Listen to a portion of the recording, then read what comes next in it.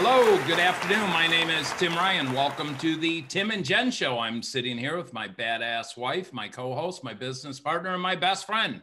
Hi, I'm Jennifer Jimenez Ryan. Thank you so much for tuning in today. I'm really excited about our guest. Yeah, absolutely. We'll get to that in a minute. She's fucking, oh, sorry, I already said a bad word. I know. Say it. She is amazing on every level possible. I gotta tell on myself though.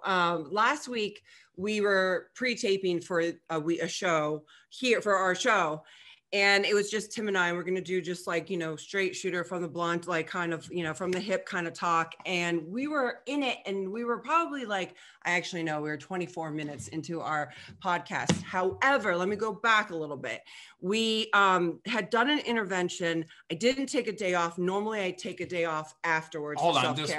This was a probably total 10-hour intervention. Yeah. Very difficult case. It came out of the nowhere that we had. And so we did this, and it was just a lot on Sunday. And Monday we were going to shoot our show, and we had work to do on Monday. And then at night we shot our show.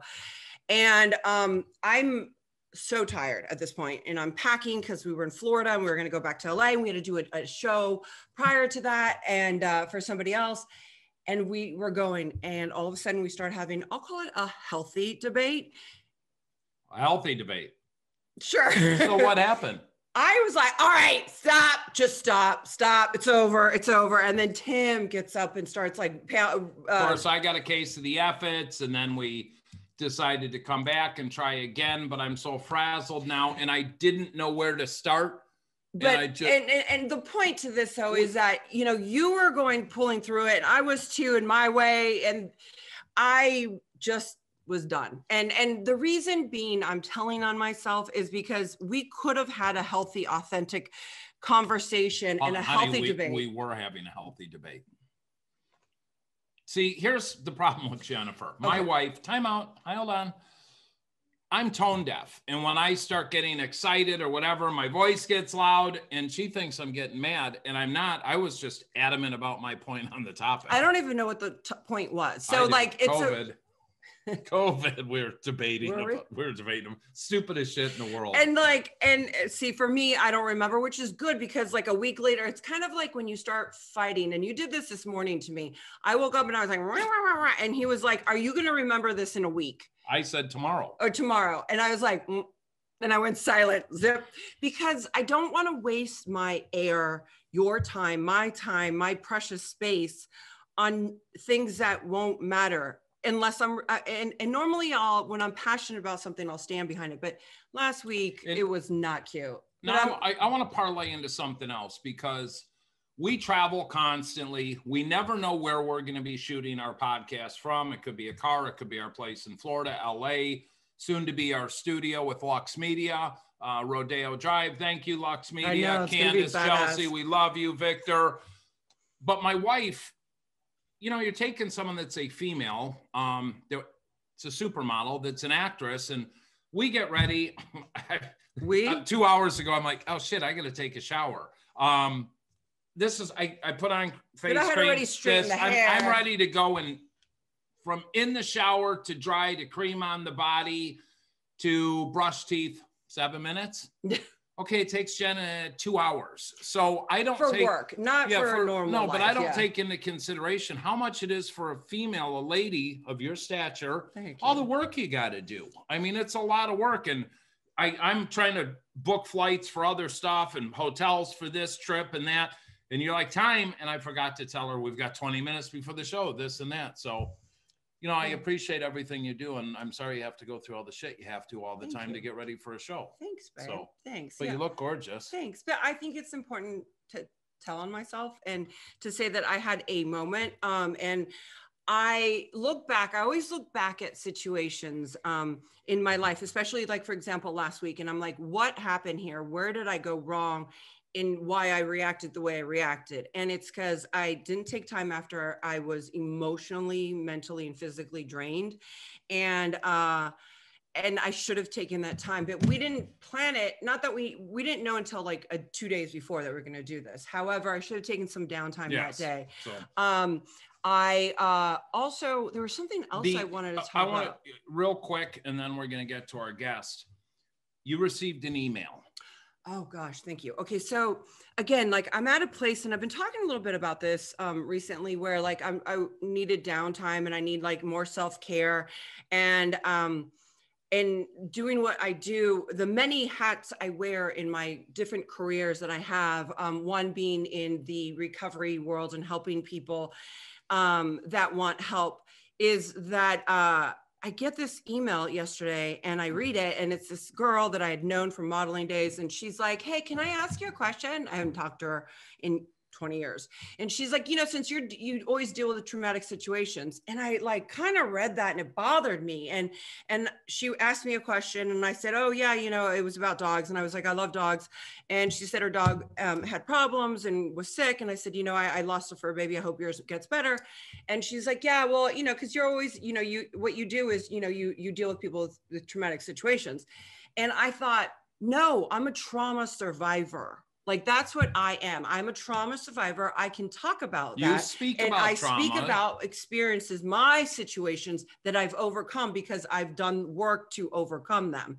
I'm not a trauma therapist. I'm not someone that you can just pile your shit on to me. Like I'm not a priest. I'm not like someone, and I understand that people are like, oh, that sounds so, you sound so pretentious or like you're excluding yourself. I'm not. I can't deal with your problems in that sense. I can barely deal with my own, but I can help you. I can give you solutions to get the help you need. But it goes back to the analogy. We're all trauma survivors in some way, shape, or form. And a lot of bad shit happened to a lot of really good people that they have no fucking control over. Amen. But guess what? Quit living through the trauma that happened 20, 30, 15, 10 years ago. Get yourself the help to build from that experience to become a better person. It happened for a reason. God, there's horrific things that happen to people. No justification whatsoever. But it's your responsibility to get the help for it. Well, on that note, though, there's something really, thank you for saying what you just said, because there's something really powerful that you said with that. It happened, ED, right? And happened, past tense. And I remember that my therapist or sponsor years ago, like 10 years ago, was like, I was talking about some traumatic thing, and I was like, oh my God. And she's like, she said, but you're sitting here right now. And I was like, mic drop, like it's over. Like it happened so many, so I was able to change the way I saw things and thought about things and felt about things. And also with that being said is that I realized with this email that I need to reteach people how they can approach me, talk to me and explain things. I need to define that a little bit more clear so people are able to talk to me and reach out to me in a different way. And it's all communication. And I'll end with this because I want to get to our guests, but it was like the intervention we did. I have the client's sister from another state messaging me today on, I need to do this. I need to do this. I said, my job's done. We did the intervention and your loved one is in treatment. And I said, why are you contacting me? Why is his wife not calling me? Why are you getting involved? Because everyone wants to micromanage. Everybody, and they all have the answers. So but it's not just in recovery; it's in every aspect. Like every family member of every family that happens. Like everyone wants. There's so many people that say so many things and want to dictate. Too many chefs in the kitchen. So I think leading into that note, our guest coming up is going to have a lot to say. Mm-hmm. We have a badass woman. Female powerful leader. I love this on her Instagram. She's a plant assassin. That is badass. Multi-million-dollar team builder, CEO of Grit and Grace podcast, collagen dealer.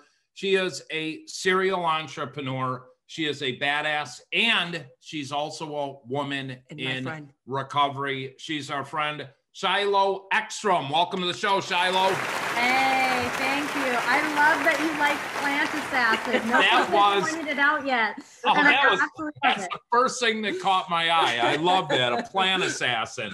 Because I came up with that this year. But when I see people's Instagrams like that, I'm like, God, that's brilliant. And I'll write it down, and then I get caught up in my day, and I never go change mine or anything. But we need people to do that. What's going on? How are you? Thank you for being on our show. I am awesome. And it is, obviously it's evening here tonight. It's quiet in my space. I absolutely love it. I've been ready for you two all day. Oh. So I am so ready for this. This is fun. I like that. I like that. Who is Shylo?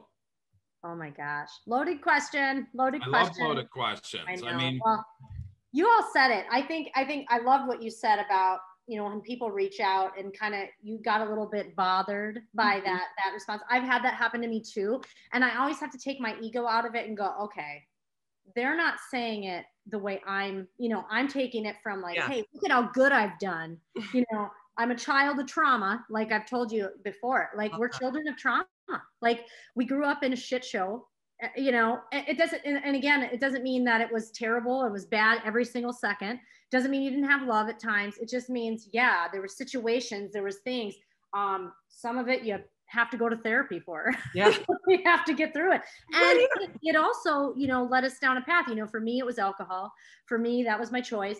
I was a shy girl who, I had to work really hard of coming out of that shell. And when I discovered alcohol, and it was around me all my life, but when I started to have, even that first couple times, I'm like, I'm so fun. I can make friends. I'm not afraid. I can joke. I can be witty.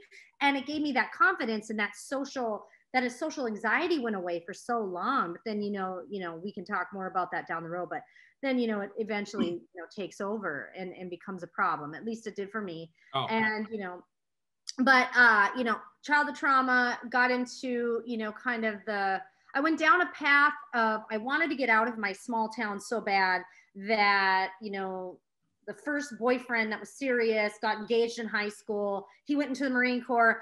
I went with him. We got married, had a baby, all that stuff. And I ended up divorced, homeless. And I'm like, never again, never effing again. Mm-hmm. And I got into, busting my butt. Like I worked, had multiple jobs, was a server at Applebee's for many years, was put myself through school, found a beautiful man who I didn't really find. We were friends since we were kids, but ended up, getting married and having just a fairy tale for like the first 5 to 6 years. And then, this is the shortened version. Obviously, we'll go into some of this. And then the economy tanked. We found ourselves broke. I mean, we went from making multiple 6 figures, easy, savings account was full, investment properties, everything to gone. And that really was like, it sparked that fight or flight again. I'd always been in survival mode. I was a mother at 8 years old. And when I say that, it means my mom checked out, she had a baby, I helped raise that baby. It was like my baby. I was hustling. And when I got married that second time, it was like that big deep breath where I'm like, I can be a mom and I can be the wife, and I don't have to, not that I didn't have to work. I was going to school still, but I was just like, it was such a different experience. I knew that he could support me if I didn't want to work 7 days a week, and I could stay home. And, when I had to go back to work, I got into the entrepreneurial world, owning my own businesses and getting into team building and public speaking, which is crazy because I was deathly afraid of that. I pushed myself into a totally different world, grew. And that's kind of where we are today, but we can dive into all that fun stuff. Well, there's a couple things I wrote down right now when you were talking that I want to start from like childhood. I'm a child of, I grew up with alcoholic father. I have mental illness in my family, and here I am blessed with both worlds.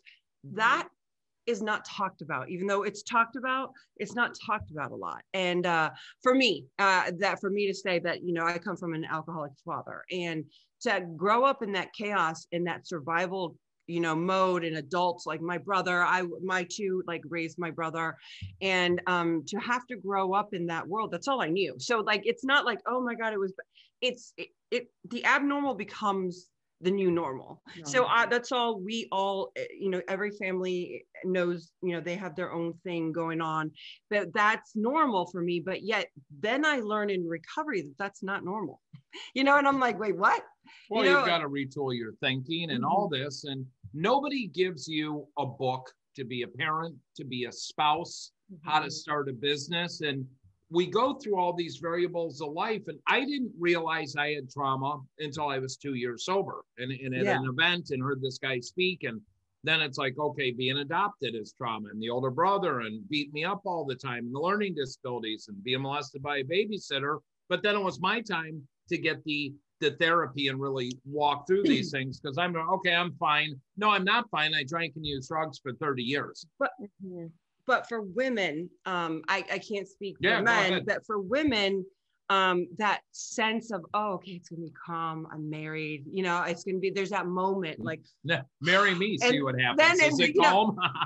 And then it's not, right? Like, and you're like, holy crap. Like, I remember even with Tim, like, he's sober and stuff, and like the chaos that came with Tim, you know, I was like, oh my God, I had no idea, you know, and it was like learning to put the boundaries on from the chaos. But I always said, the last 15 years, up until a few years before I met you, Tim, I would be like, if one more person tells me I'm a hustler, I'm going to get so angry, because I'm tired of being a hustler. I've been a hustler my whole life. I've been in survival mode my whole entire life. I don't want to be a hustler. When is it going to be a little easy, you know? So I hear you on that. And like, for you to be able to say that right now is like, it's so profound and it's so empowering. It's so interesting, because I think, you know, when we look at our childhood, and, you know, I was thinking about it, like, I literally raised a baby when I was a baby. Yeah. And I kind of, you know, I always said I was never going to have kids. Well, that's a lie. And then I, you know, I said I'd never get married, because I had just I never saw a healthy relationship anywhere. It wasn't just in my direct family. I just was surrounded by an environment where nobody really had a stable or healthy relationship, because everyone around me was an alcoholic or had addiction issues. Drugs weren't really a serious issue in my world, but alcohol and gambling and things like that were. And so I was just used to it. It's so funny though. I never thought anything was weird about my life until I got friends who didn't have that. I was about 12, 13, and I started hanging around people who, that's not normal. Yeah.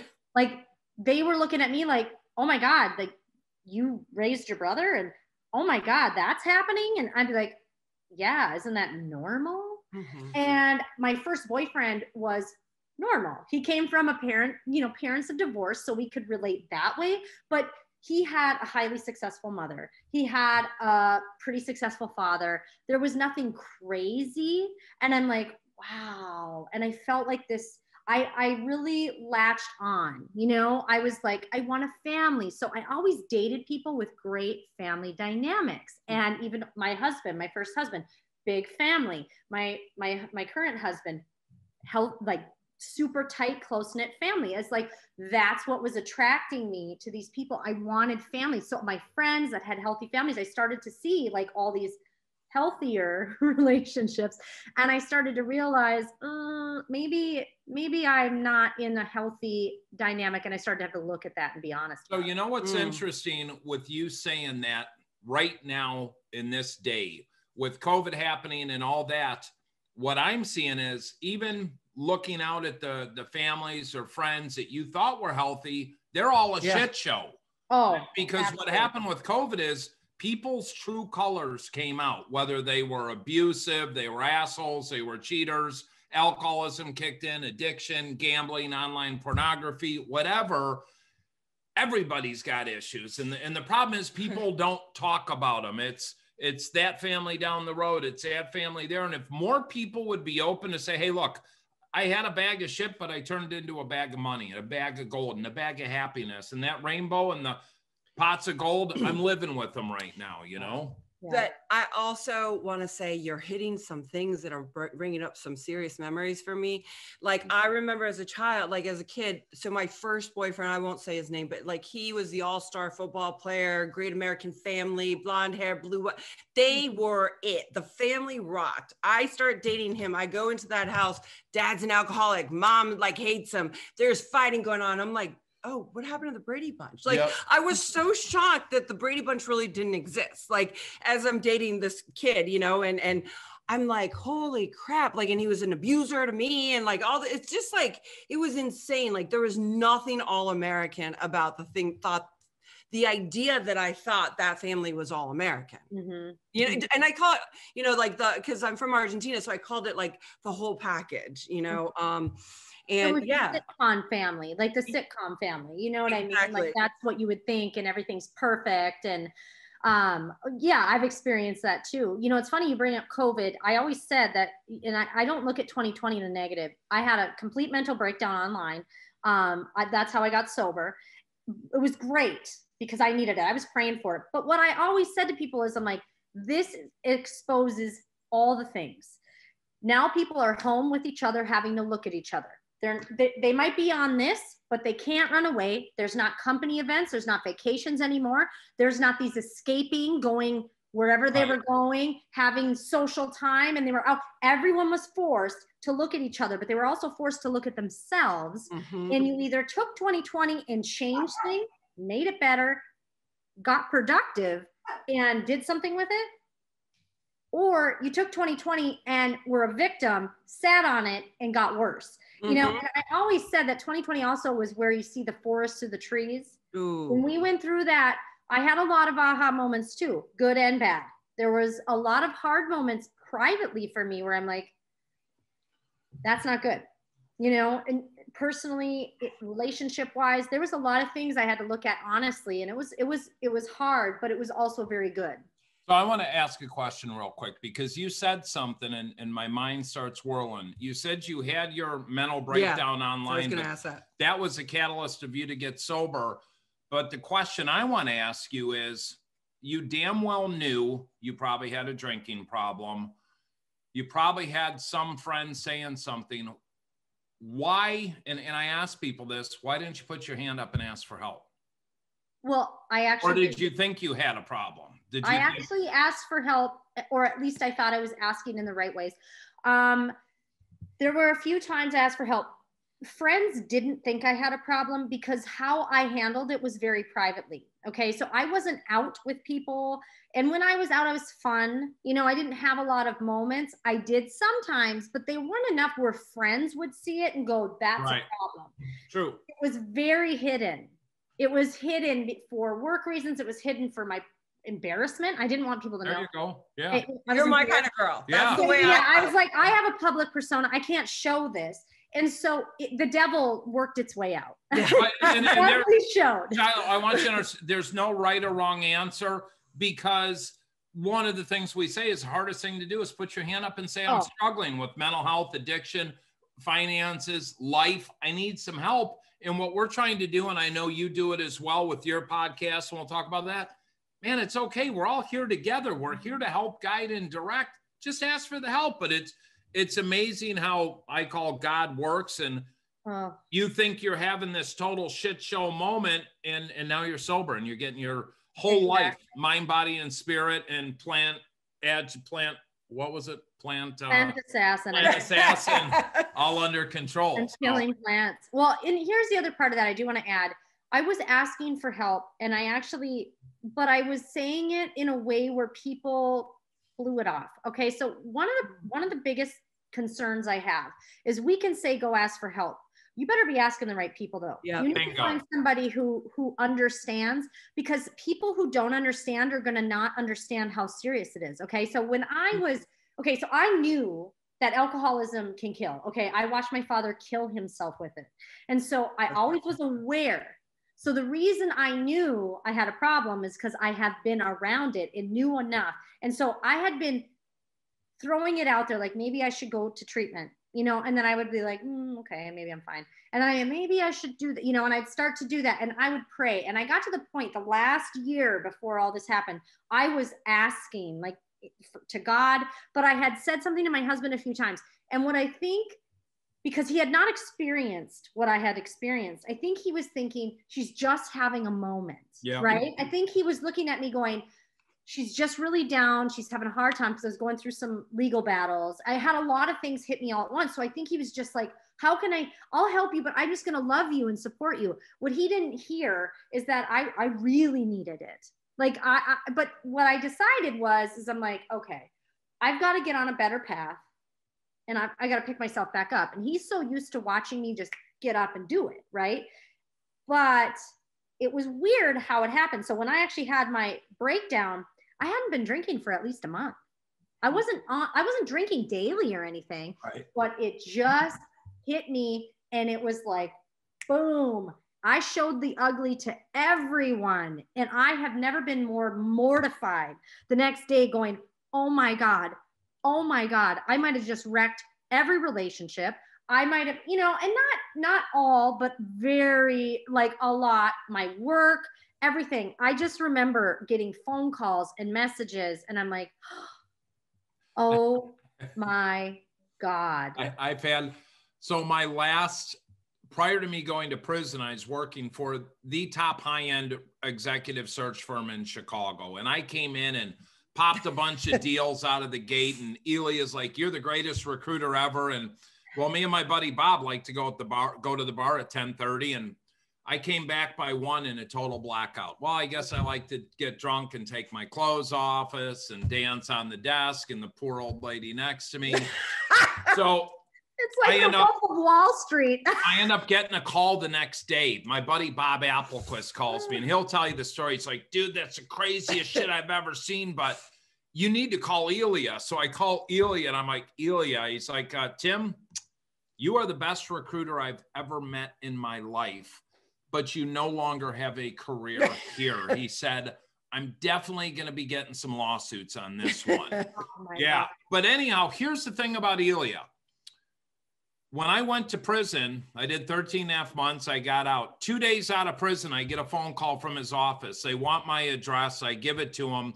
A day later, I have a $5,000 check FedEx to me, which was a commission check they owed me. And the man still paid me the money he owed me, which I thought was the most class act thing. And being a guy coming out of prison, getting it, boy, did that help with Christmas and everything. But you never know how things are going to pan out. Oh, so. Correct. So you go through your breakdown, start plugging in. What's different in your life now, thought pattern wise, thinking wise, motivation wise? How is your life different without alcohol? Oh man. Well, so since the age of 15, alcohol was the thing, you know, like stressed, drink, social situations, drink, have fun, drink. Mm-hmm. Go pretty soon it was driving up to the lake, drink, you know, everywhere was drink, you know, and I have feelings, you know, I feel all the feels. I guess right away, and they call it the honeymoon phase. The first couple of weeks, you're just miserable because you're going through it and you're like, wow. Mm-hmm. Then you get to this honeymoon phase where it's like month 2 or 3, and you're like, I am the happiest mother ever that I have ever been in my whole life.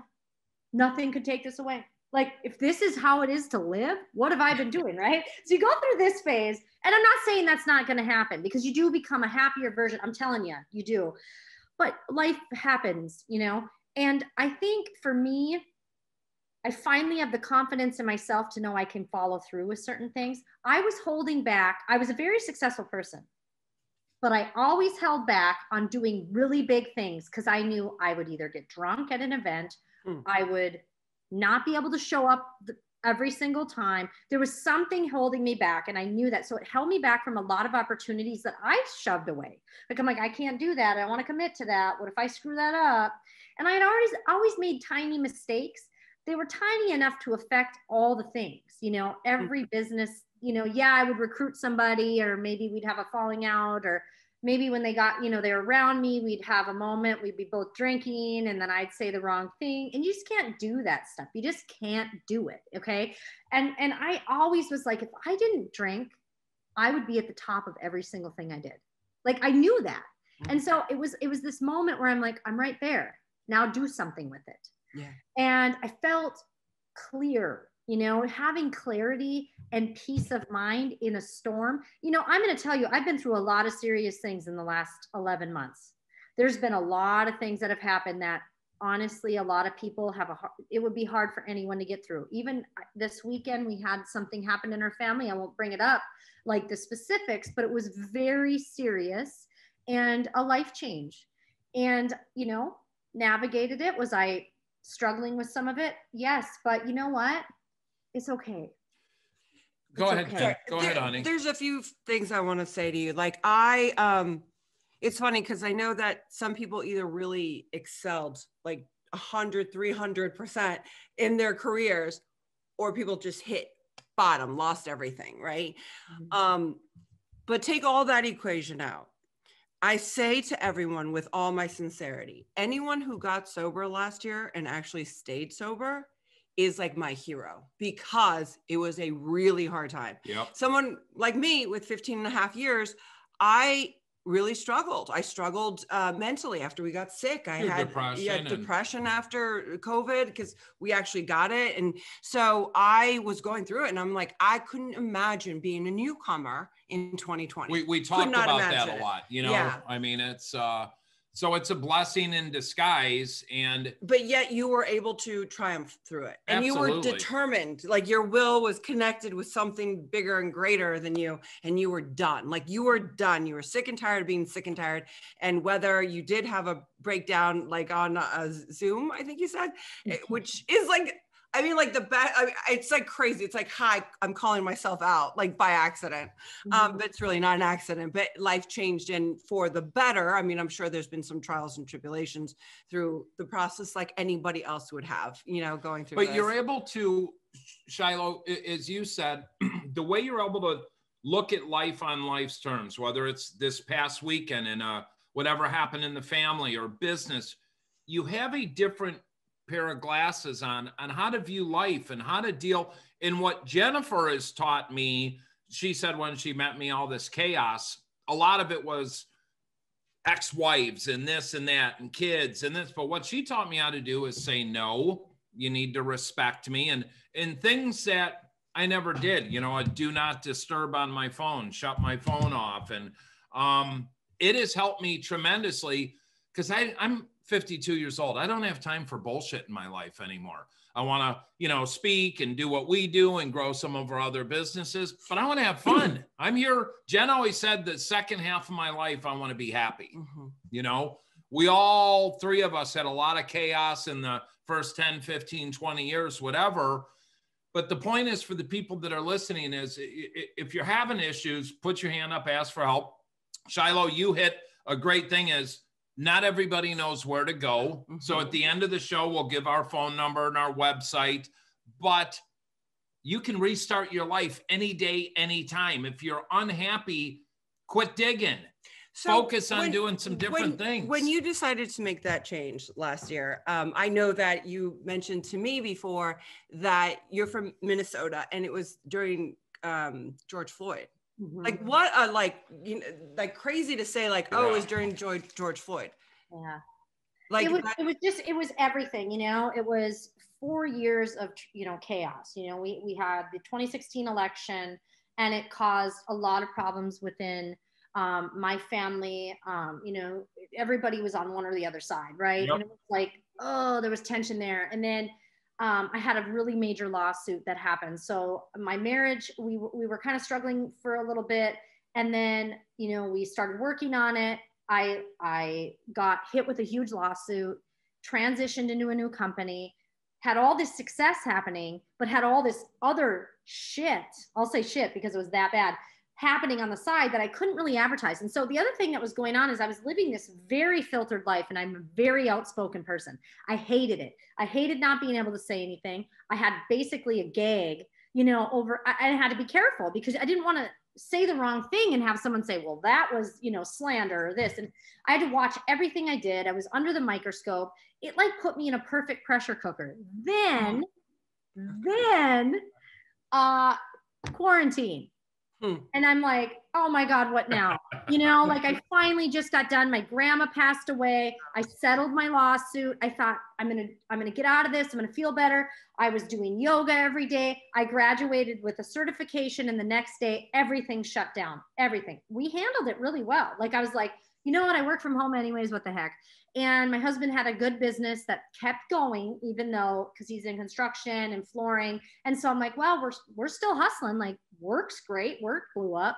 His job was still going. So we were blessed, but you know, having the kids home. And then it was like, okay, there's a lot going on in the world. And then all of a sudden it was chaos. And I felt, for me, it was like another thing. It was like these little pieces of me were getting chipped away and taken away. Like, here it is. What's going to make her snap? You know what I mean? And I think I just was overwhelmed. It was social media, truly. I was overwhelmed and I went down rabbit holes. I mean, I was starting to go down rabbit holes where I was like, I'm looking at, I was looking at everything. I'm like, oh my God. Pizzagate. I'm like, save the children. Yeah. And you know what? Here's the thing. That's not fake, but it was too much. I believe that the world is waking up. But what was happening is we were getting all the info at once. And I'm like, UFOs are real, all this stuff, because the Pentagon throws that out there in the middle. Like, yep, aliens are real. We have a space force for a reason. We're checking the aliens. And I'm like, finally, everybody's saying the truth. And I'm like, and then we get riots and George Floyd. And I'm in Minnesota. And my friends work in that same precinct. It was just no. I was worried about people that live down there. I was worried about my friends who happen to be police officers. I was worried about people who are not police officers, who are sitting on the streets that are part of it. I have friends that are in journalism. It's like, I just had enough. And I kind of was like, and I had enough. And I did a stupid thing. But and it was a really good blessing. So what I want to ask you is, we all have people that we turn to. I mean, who are some of your mentors or confidants that you keep in your circle, and have they changed since you got sober? A lot changed. I still have great people. There were two business partners, colleagues, and friends that, I'll say this, didn't turn away from me and had my back. And now there was more than one, but there was two specifically that could have said, forget it. And they didn't. And they got me through it. And it was a blessing. And that really surprised me, because I've been in business for a while and I've had it go the other way, not in a situation like this, but even little things where you think that, oh, this person's going to have my back, and they don't. Right. And it's everything to me for people to have my back. And there was quite a few people who came out of the woodwork that helped me. And people from all over. And, I had two great business partners who never left my side. They're still friends. They still rock and roll. I also had a couple people who surprised me and didn't have to, and saved my life, came in and connected me to the right people. And that was what it was all about. You can ask for help, but you have to ask for, I had the right person who said, I know who to help. To help you. And that was really a blessing. So yes, I had some people who took a minute and walked away. I had some people who permanently walked away. And I had, I've made a lot of amends, but not everybody comes back. And my motto during my recovery and during the time, I was at my lowest of lows. I lost all my confidence as a businesswoman and I felt terrible. But actions speak louder than words. Yep. I said it every day, and I still do it every day, because no matter how tired I am in a day, like, what I noticed, I don't know if you feel this is kind of a funny, but I don't know where the hell I got energy when I drank. Yeah.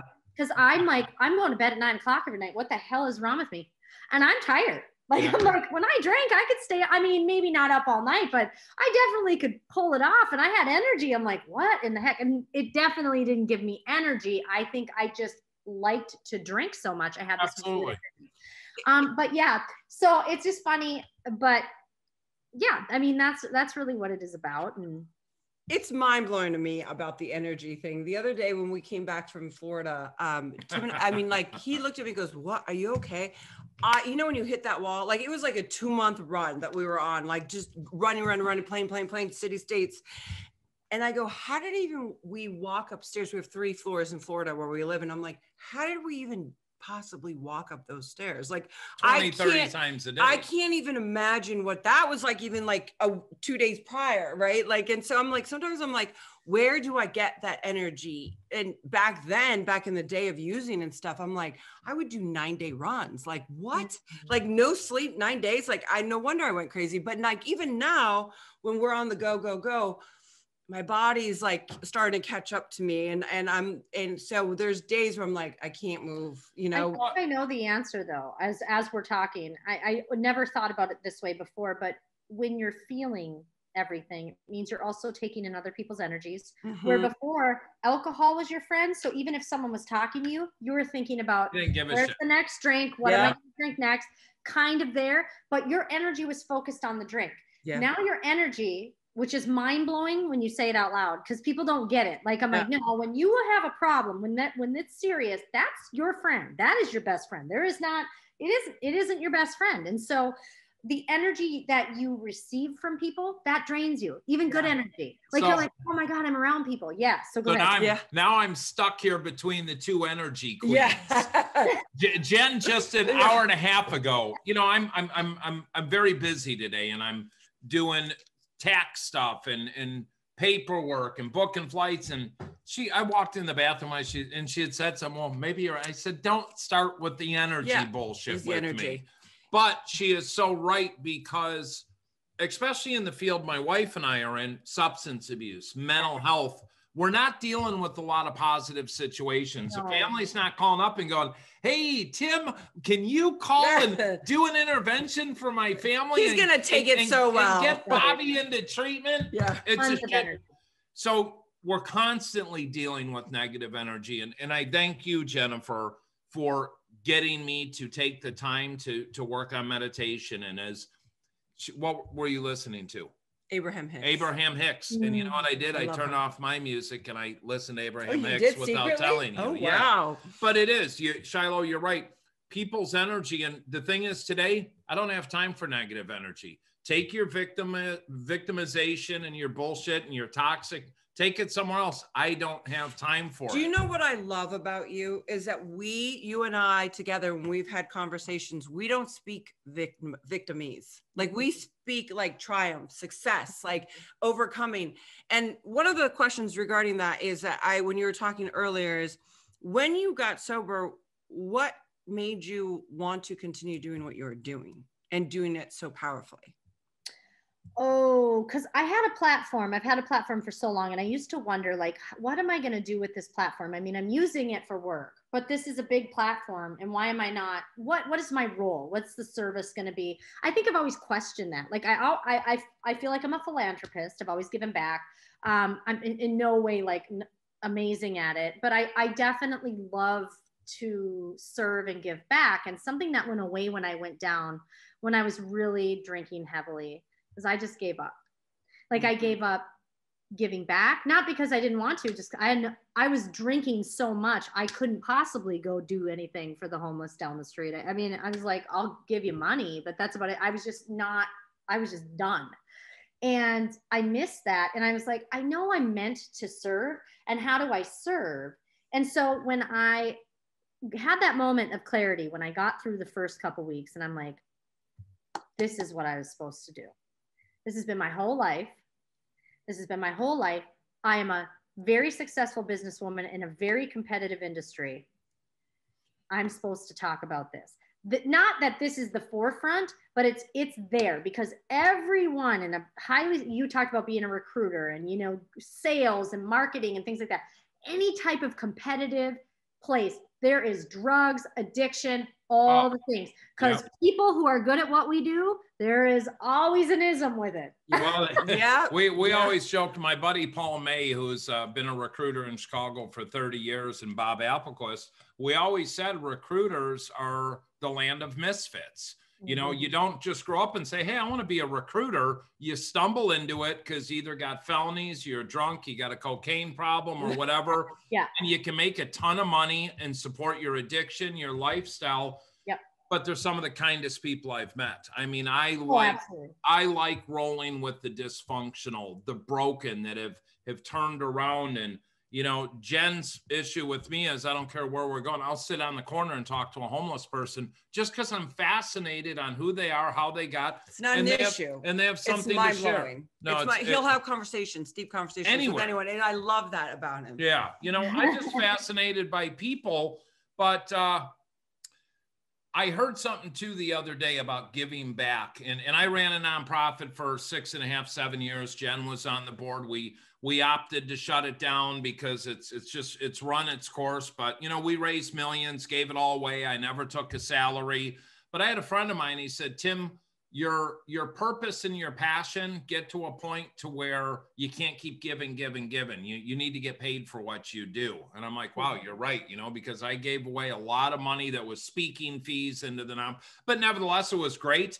I loved it, but it's on to the next venture, you know. It's on to getting more businesses going and setting up that financial security. We kind of do what we want when we want now, right? Yeah, absolutely. That's a good thing. You want to sleep till 10, you sleep till 10. You want to get up at 8, you get up at 8. So what's a day in the life of you look like? You know, it's fun because I usually get up, I have a very tight schedule. I have habits, and I'm queen of the habits and the routine, because if I get off of them, I'm all over the place and I spiral, right? So I get up, I do my workout, you know, I do a fasted cardio, get my supplements in. I got to get my mind right. So I'm usually listening to, if it's not a YouTube, something motivational or really good music. Music will get me going. And, you know, I usually start my day, I get on a meeting in the morning, I get a good meeting in, and then it starts with emailing, you know, messaging team, getting that out, looking at my schedule. I usually have an interview or a podcast, you know, each day I have something. Then it's social media stuff, you know, making sure that my social media is on, that I'm posting, that I'm doing videos, you know, it's part of the job. Do you manage all your social media yourself? I have assistants. And so I have a couple assistants. I have one for my main business that does all my main business stuff. And then I have a social media assistant who helps me with videos and posting. And then I have an assistant within the podcast as well, as you know, Chelsea. Yeah. And that is just like, it's like this big working machine. And now I'm hiring some virtual assistants to help run a couple pages on my social media for team stuff and personal branding. It gets to be a lot. Yeah, you know what? I can handle it. I handle it. And it's pretty mind-blowing how busy we get. But I'm like, it's okay, because I have a lot of downtime too. And I take those times. I take my downtime and I enjoy it. It's all delegation. And Jen's really big on, I hate it when she walks through the room and, honey, we need to time block. Yeah. All right. But, you know, I have to. Because if not, I'm in this way. I've got a million things going on. Jen's doing this. But, you know. We're wearing many hats like everyone, you know, but like in order to be a team, I'm like, okay, so I have to learn to play. And so does he as a team player. And there's no leader. So it's like, it's kind of cool to have that. She's the boss. You're the boss. I'm not. I'm the It's kind of cool to have that, but you know, you gotta, you know, multitask, and it's important to do that. In the process of all this, though, you are writing a book. Mm-hmm. I am writing a book right now. I just did a photo shoot. I don't know. So I'm writing a book, and I'm co-authoring a chapter in another book, which is cool. And then, you know, obviously I'm a mom, I have 3 kids, and I've got that stuff, which can be crazy, especially this time, because sometimes they're on hybrid, sometimes they're in school, you know, we've got them going all over the place. Yeah. And so it can get crazy, but you know, here's the thing, it's actually not bad, but if I couldn't even imagine if I was drinking even on a weekend, nothing would get done. No. Like I just had a photo shoot this last weekend, and it drained me. You know, it drained me. It was all day. I drove down. I was dealing with something on the phone. Like I said, we had some family stuff. So all the way down dealing with stuff. I was on the phone back and forth. Doing a photo shoot took 7 hours. Straight photo shoot from hair, makeup, everything was like boom, boom, boom, boom, boom. Then I had to drive home. I ended up driving home, so 2 hours. And I got home and I just sat in my bed for 2 hours, just sitting there, decompressing. Like, oh my God, I'm so tired. But I enjoyed the moment. This is the other thing. I never enjoyed experiences. I would be like, cool, done, next. Cool, done, next. I wouldn't take the time. And people used to yell at me. They'd be like, you need to stop and smell the roses. And I'd be like, you're old. No, you do. Because I wasn't enjoying any of my success. You know, and I take the time now to do it. And that's, I think, what keeps me going. So you hit on something that my wife really instilled in me. I was 2 years ago, I'm at the peak of my game now, but I'm speaking, doing 250 speaking events a year. I had my documentary in A&E, my book's out, Real Leaders Magazine, one of the top 100 visionary thought leaders in the world, working in treatment, run my nonprofit. I was ready to blow my head off because I didn't know how to slow down and smell the roses. I didn't know how to treat myself with kid gloves. I didn't know how to take in some of these experiences, and I was doing it all alone. all alone. I had no one to talk to, you know, the nights in hotels and waking up, not knowing where I am or what state I am or what events I have to go to. And it was fucking miserable. Well, that's a big, I love what you just said though, because like, I still say to Tim, hold on, babe.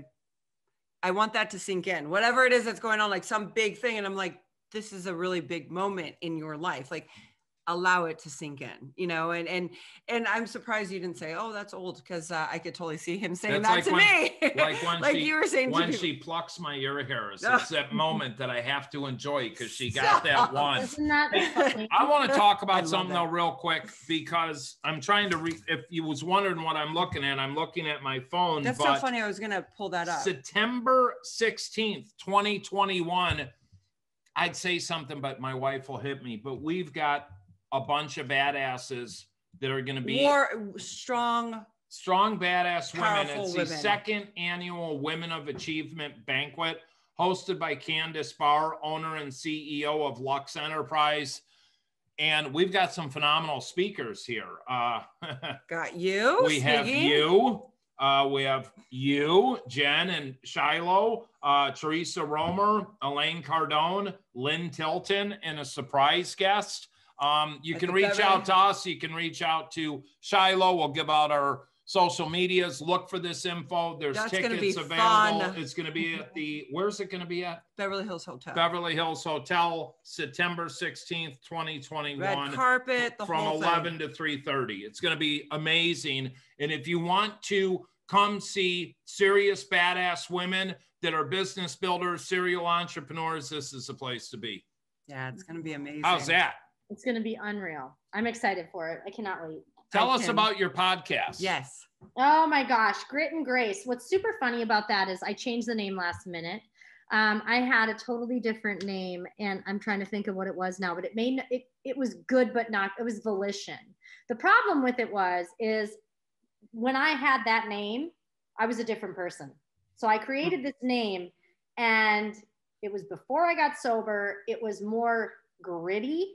And I'm like, that sounds like it's volatile, which is not the definition, but I'm like, that's not really the vibe I want to give. Cause I used to be a lot more gritty in my business life. And I was just in your face a little bit more. And I'm not anymore. You know, I very much preach grace. So I was like, Grit and Grace. That is a perfect, I say it all the time. I've done training, done it. And I'm like, you know what, that makes more sense. And we went with Grit and Grace, but it's just real conversations with real people. It's fun. We do talk a lot about recovery, but we talk about everything. So we touch on, you know, my daughter came on for sex trafficking. We've talked about, you know, serious trauma. We talk about fun stuff. I just had a journalist on who was covering George Floyd. He was there for all of it. His perspective, very cool, great interview. Wow. I had Lady Gaga's tour manager on a couple of weeks ago. Incredible man, been friends with him for 3 years. You know, so we have celebrities, we have high-end guests, we have 7-8-figure earners, lots of women, men too, but just great conversations and just be real. And that's on the Lux Media platform. It is. We're all in the family. Yeah, we're all in the Lux Media family. But the people that you had on, you were talking about the journalists. You know, I have a lot of friends that are journalists, and they were talking to us. One of them is saying, you know, how traumatizing it is doing what they do and what they experience. And like, my heart goes out to them on a whole nother level. And we're like criticizing them, watching them. A lot of people like go, oh God, you know, it's just, you know, Fox News, CNN, whatever it is, you know, and it's like, no, these people are putting their lives on the line and watching this, you know, catastrophe constantly happening. Your daughter coming on, could you do you mind getting more in detail? Yeah. So my daughter and I had a pretty strained relationship when she was young. She started to have some high level behaviors that I couldn't understand. And she was, obviously we were divorced, but I was remarried, and she was sneaking out and doing some things at a very young age, not like 15, 16. We were talking like 11, 12. She was getting phones and purses and things from people. And it's so crazy because she got addicted to drugs. She was dating some really interesting people, got her into some things. I was doing Underground Railroad training just to get certified to identify, hey, if you can see this, it could be sex trafficking, what to do. And I was sitting there getting my toes done. I was by myself, and this is last year. And I'm like, okay. I was getting all these things and I'm answering these questions. I'm like, this is my daughter. Oh, and I gosh. kind of had the balls to ask her. I was like, were you sex trafficked when you were, I mean, is that what was going on? Because we didn't really talk about it. We just kind of got our relationship back this year, after many years of just lots of up and downs. And she's like, yeah, like Wow. that's what was happening. And I think I said this before, sex trafficking isn't getting on a boat and leaving. Like they're not, I'm not saying that doesn't happen, but this is the Hollywood version. The real life version is small. Okay. But it's happening to these kids, and she was being manipulated and controlled. They broke down our relationship. She ended up hating me. Like all of a sudden it was like, mom's the enemy, dad's the enemy. I'm going to manipulate every single person and lie. And then it was, I lost her. And then she got into some serious drug activity with serious people. And she was gone for a while. Now she's okay. But it was a really tough journey. And as a parent, you don't even know what to do. You're just like, I don't know what to do. I'm helpless. And, we got through it. And, she's doing good. She's a 21-year-old girl though, being a 21-year-old, but having lived so much life and the trauma and healing from that is going to take her some time, but she works on it and she's doing so good. I mean, compared to 2 years ago, even, it's just, that's amazing. What an incredible human being you are, to be able to talk about these things and actually turn it into strength, and to be so brave and only, to be so brave and talk about this stuff so early in your life, in your sobriety and all this, and be fearless about it. Like, you actually really inspire me. And I don't say that often. And I'm about to get emotional because it takes strong women like you to make a difference. Wow. Well said, Jennifer. And I will agree. One thing Jennifer has taught me is what a strong woman is. And that's not a phrase is, oh, I'm some badass. No, it's from rebuilding internally, spiritual tools, therapy, whatever, but to stand in your truth, good or bad, and be the voice for the voiceless. And Shylo, with everything you're talking about, a lot of people don't know what an underground railroad is. And that's a term for sex trafficking, and signs to look for at airports or bus stations. And I'm always cognizant of that stuff. Yeah, you are. Well, because my cop buddy Rich and Chris Baker, they're all involved in sexual predators and all this, and that's a whole nother podcast and topic. But man, it is, you've got to come back on the show. Yeah, we would love. We have to have you back on, because there's so much that we didn't get into a lot of the business side in this, but you want to find that. Or the fact that you were homeless as a mom with a child in, I want to say, a whole nother state, like far away. Yeah. Well, I wasn't homeless in the States. So I had moved away with the baby, was on a Marine Corps base. And it was my first kid. We didn't even have a phone. I was writing letters. That's crazy. And then I ended up coming home. He came home later. We ended up getting divorced, but I wasn't I didn't have a home at all. I wasn't living on the streets, but I was bouncing around with a brand new baby. And I was like, oh my God, never again. Like, that was the worst experience. He had wrecked my credit. I love him, but oh my God, I was so pissed off. And I found out he had bounced a bunch of checks back when checks were only thing he did. And I'm like, I have no credit. I can't get anything. Like, you can't get anything with no credit. And I was just, I vowed never again. I will never only depend on one person. Even with my husband now, like, I didn't only depend on him. Yes, he came in and he was there as stability, but even he gets annoyed with me. Like, he's like, you can depend on other people. And I'm like, no, like, I'm like, no, I got to make sure that I'm okay, because I just never wanted to be in that situation again. I never wanted someone to take something away that I worked for.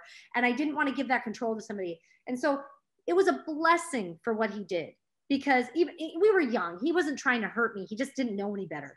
Sure. And it was like, oh my God, I'm living with my mom, then I'm living with my dad, I'm living with friends. It wasn't the best households, even then, you know, I was like, I don't want to live with my mom and dad. They're not even sick. You know, they're not doing that great. So it's like, I didn't know what to do with the baby. So I ended up hustling. I was working 3 jobs and I was bouncing around, and I finally got it together. And it was that catalyst that just was like, never again. And that I never stopped working. I just never stopped working. Before we end, I gotta say, because I feel like we just kind of bypass on that. When people do photo shoots, a lot of people don't understand how draining it really is. And especially if you're anything like, I would assume that we're very similar, is that like, you know, I need to be in charge. I know what I'm gonna do. Well, I got the looks or whatever and this and that. And like, you're the one that's like kind of in charge of the whole photo shoot, even though you have a photographer and a hair and makeup person, all this, you're the talent. So therefore, and especially we're the creators. So like, we're the ones that are in charge, and it is excruciating. I'm so tired and burnt out. Like I could probably sit there and look at my phone and drool for 2 hours and not know. How you're saying after 2 hours, you're just sitting on your bed. Like I am so wiped out afterwards because the pre-photo shoot, then the you know what I'm wiped out from? Knowing that we had 2 magazine covers and all the shopping, Bloomingdale's, this place, that place. So one of the cover shoots Jen did, she tries on dresses here and there, and we got to make sure they look good. But it was the first dress that she ended up choosing. It was like the TED Talk too. I did the same thing. I had a dress already for the TED Talk, and then I made him go to we were in 4 different states, and every state I had to go to a store just to make sure. What was magical though was watching you do the photo shoot. Thanks. But people don't understand that you had that experience. Yeah, badass. I mean, you had that experience. Like people said that you were different and you were so. Yeah, that was interesting. So I got to see my stylist, which is funny. I have a stylist. How hilarious! But I have an incredible stylist who designs the clothes, and I asked him to come and pick a piece.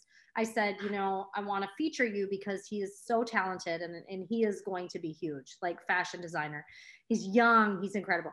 And so he had come in with his partner, who's also a good friend of mine. And I gave him a hug. I haven't seen him obviously because of COVID. And it's been a long time since I've seen him, and hugged him. We talked for a little bit, but had told one of my brothers afterwards, he's like, I saw your sister today. And he's like, yeah, I know. Like, I know she's doing a photo shoot with Tony. And he said, I don't know how to describe this or explain it. She's just so different. Like in a good way. He's like, not that she was bad before, but he's like, she was so present and calm. And he was only there for 5 minutes. And I'm like, and he noticed it. And then Tony noticed it. And even my photographer was, you know, just like there. And it was interesting because, you know the changes, but it really means a lot when somebody says it. Absolutely. Because you're like, okay, I'm doing the work and it's showing. And my brother had a really nice conversation with me when I was on my way home. He's like, I'm so freaking proud of you. You know, one of my brothers. And he's like, I just want to tell you that, like, you're just evolving. And he's like, I saw it today. He's like, I saw your photos. I was watching the snippets and the videos. And he's like, it's just a totally different you, like a level up. And he's like, you're there, like you're doing it. And it was everything I wanted to do. And so people who knew about my dreams and goals for 4 years, because I had put everything on the back burner. Like I had all these goals and dreams and I went, and it's like, yeah, I'm doing what I always wanted to do and what I said I would do. And I'm a queen of follow through. Like I hate backing out. I hate not following through with things I say I'm going to do. And so I feel like I'm actually following through, and being present is important too, because it's something that I think I was always distracted. Yep, absolutely. I wasn't present with people. Like they could see it sometimes. Like, you know, when you're having a conversation with somebody and you're kind of you're there, but you're not there. Or you're looking at this, or you're thinking of this, and my mind is racing at all times. It's like I have a level of peace that I've never experienced. And it's what I prayed for as well. I always prayed for peace. And it's like, I'm getting it, and I'm getting the peace, and I can be with myself by myself. And it's crazy what recovery can do for you. I mean, and I want to tell you, we're proud of you. I mean, so proud. We're proud that you came into our life, that you're part of the Lux Media family, that you're part of our family now, that you're going to, how can people, if they want to find you, how can they find you? Super easy. It's my first and last name.com. So ShyloEckstrom.com. It's Shylo on Instagram, or just my first and last name on Facebook. I'm super easy to find though. If you go right to my website, it'll link you to everything. So awesome. it's really clean. You have an amazing website too. We checked that out. Yes, we did. So for the people Totally that are, updating. yeah, for the people that are listening, if you have a loved one struggling, you can go to dopetohope.com, or you can call us directly at 844-611-HOPE, 844-611-4673. That rings to my personal cell phone. We also want to thank Lux Media. Lux we Media. love you, Chelsea, Candace, and Victor. And everyone out there listening, thank you so much for tuning in.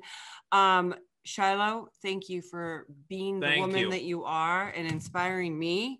I feel that, you know, anyone listening right now going through something, I feel towards the end, you know, you kept talking about peace, and I wish peace for everyone this week.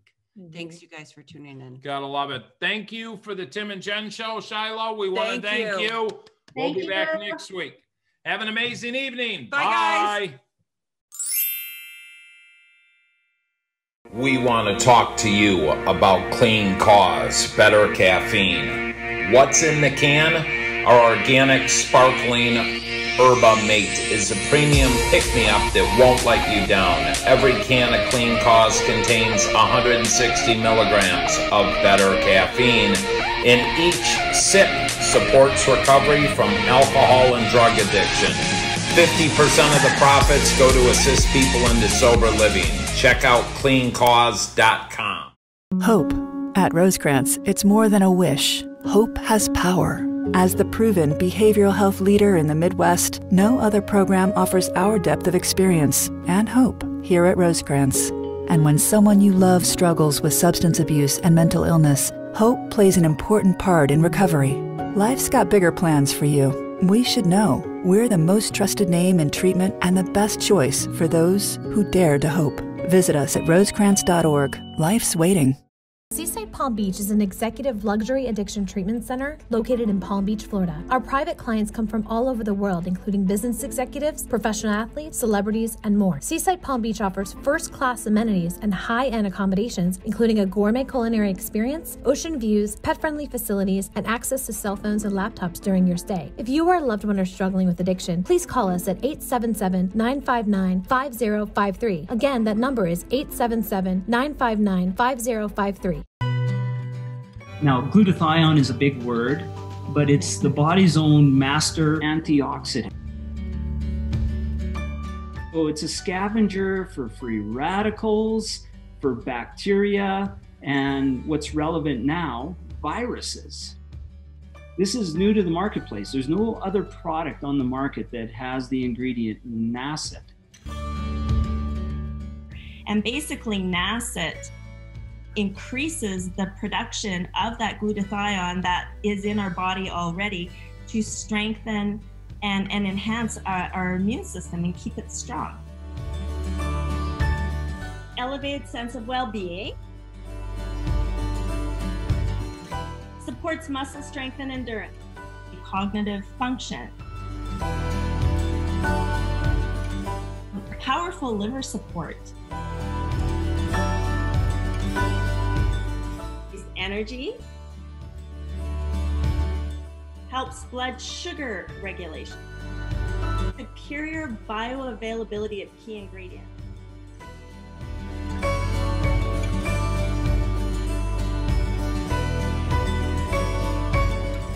One of your best defenses against COVID is a strong immune system. Taking GSH Plus as a daily supplement does all that. And now we have the product out on the marketplace.